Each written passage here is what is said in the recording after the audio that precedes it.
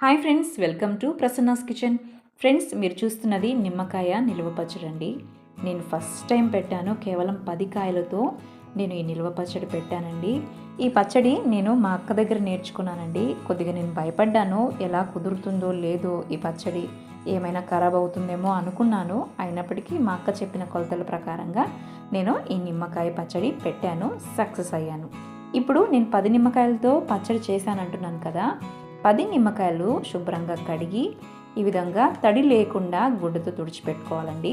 మనం 10 నిమ్మకాయలు తీసుకున్నాం అనుకోండి, 5 నిమ్మకాయలు మాత్రమే ముక్కలు కట్ చేసుకోవాలి. మిగతా 5 నిమ్మకాయలు రసం పిండుకోవాల్సి ఉంటుంది. 10 నిమ్మకాయలతో ఈ ఊరగాయ పెట్టానని చెప్పాను కదా ఫ్రెండ్స్. 10 నిమ్మకాయల్లో ఒక నిమ్మకాయ నాకు పూర్తిగా ఖరాబ్ అయిపోయింది. కాబట్టి నేను 4 నిమ్మకాయలే రసం పిండుకుంటున్నాను. మీరు నిమ్మకాయలు చూసి తీసుకోండి. నిమ్మకాయ పైన తోలు అన్నది మందంగా ఉండకుండా కొద్దిగా పలచగా ఉండేది తీసుకుంటే ఈ నిమ్మకాయ పచ్చడి అన్నది మనకి రుచిగా వస్తుందన్నమాట. ఇప్పుడు వీడియోలో చూపించిన విధంగా వీటిని మనము ఇలా ముక్కలు చేసి గింజలన్నీ తీసేసి ముక్కలుగా చేసుకోవాలి. చూస్తున్నారు కదా ఫ్రెండ్స్, ఈ విధంగా కట్ చేసుకోవాలన్నమాట. ఈ విధంగా నిమ్మకాయలన్నీ కట్ చేసుకున్నాం కదా. ఈ ముక్కల్ని ఒక గ్లాస్ జార్లో కానీ ప్లాస్టిక్ డబ్బాలో కానీ వేసుకోవాలి. మనం మిగతా నిమ్మకాయలను కట్ చేసి ఆ నిమ్మకాయల నుంచి రసాన్ని తీసి గింజలు లేకుండా ఈ రసాన్ని అంతటిని కూడా నిమ్మకాయ ముక్కల్లోకి వేసుకోవాలి. ఇప్పుడు మీకు ఒక టేబుల్ స్పూన్ చూపిస్తున్నానండి. ఒక టేబుల్ స్పూన్తో 2 టేబుల్ స్పూన్ల కళ్ళు ఉప్పు వేసుకోవాలి. 1/2 టేబుల్ స్పూను పసుపు కూడా వేసి వీటన్నిటిని కూడా చక్కగా కలుపుకోవాలి. ముక్కలకంతా బాగా కలిసేటట్టుగా ఉప్పు పసుపు ఈ స్పూన్ సహాయంతో మనం బాగా కలుపుకోవాలండి. ఇలా కలుపుకున్న తర్వాత ఈ డబ్బాకు మూత పెట్టేసి వారం రోజుల పాటు దీన్ని బాగా ఊరనివ్వాలి. ప్రతిరోజు ఒకసారి ఇలా తడి లేకుండా ఏదైనా ఒక స్పూన్ సహాయంతో కలుపుతూ ఉండాలండి. ఫ్రెండ్స్, ఒక వారం తర్వాత నిమ్మకాయ పచ్చడి ఎలా ఉందో చూద్దామండి. ఇప్పుడు మూత తీసి చూద్దామండి. నిమ్మకాయ ముక్కలు మనకి చక్కగా ఊరిపోయాయి. ఇప్పుడు ఒక గిన్నె తీసుకుని ఆ గిన్నె తడి లేకుండా చూసుకోండి. ఆ గిన్నెలోకి ఈ పచ్చడి మిశ్రమాన్ని అంతటిని కూడా వేసుకొని కారం పొడి వేసుకొని ఆ తర్వాత ఈ పచ్చడికి మనము పోపు వేసుకుందామండి. చూస్తున్నారు కదా ఫ్రెండ్స్, మనము ఎన్ని నిమ్మకాయలు తీసుకుంటామో అన్ని నిమ్మకాయల్లో సగభాగం రసం పిండుకుంటేనే ఈ ముక్కలన్నీ కూడా బాగా ఊరుతాయండి. మనము తక్కువ రసం తీసుకున్నాం అనుకోండి, నిమ్మకాయ ముక్కలు ఈ రసంలో మునగకుండా పైన డ్రై అయిపోయి బూజు పట్టేస్తుంది అనమాట. ఇప్పుడు మనము ఏ స్పూన్తో అయితే ఉప్పు వేసుకున్నామో అదే స్పూన్తో 2.5 స్పూన్లు కారం పొడి వేసుకోవాలి.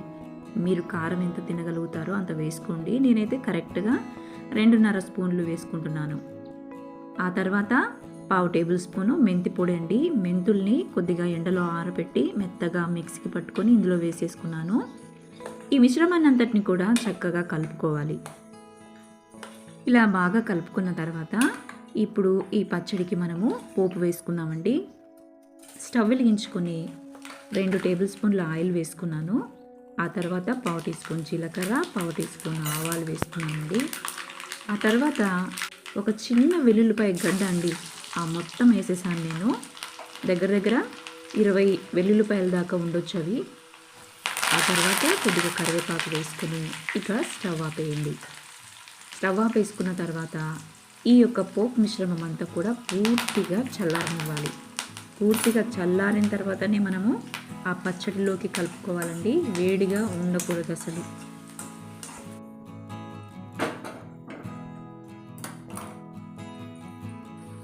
చల్లారిపోయిన ఈ పోపు మిశ్రమాన్ని ఇప్పుడు ఇందులోకి వేసి బాగా మిక్స్ చేసుకోవాలి.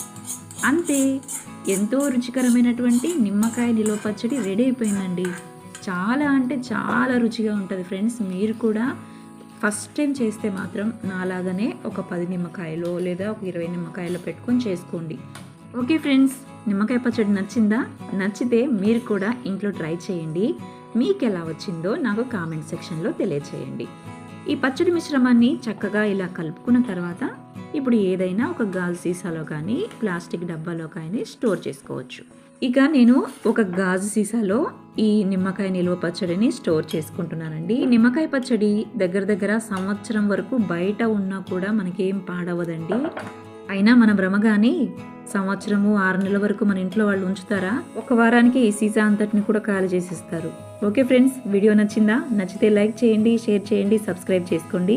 మరి ఒక టేస్టీ రెసిపీతో నేను మీ ముందుంటాను. నేను మీ ప్రసన్న.